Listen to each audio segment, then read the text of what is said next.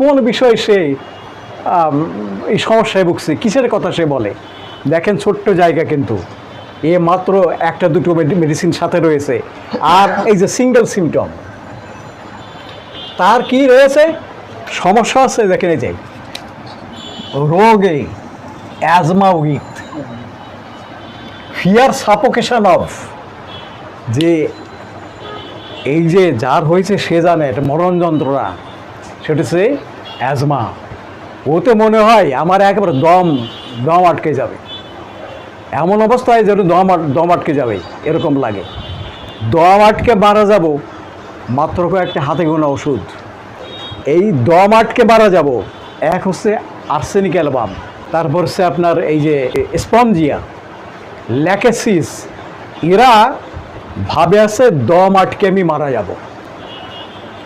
এটা বিভিন্ন কারণে হতে পারে, বিভিন্ন জায়গায়, পার্টিকুলার জায়গা হচ্ছে দেখুন এই জায়গাটায় asthma with fear suffocation of asthma with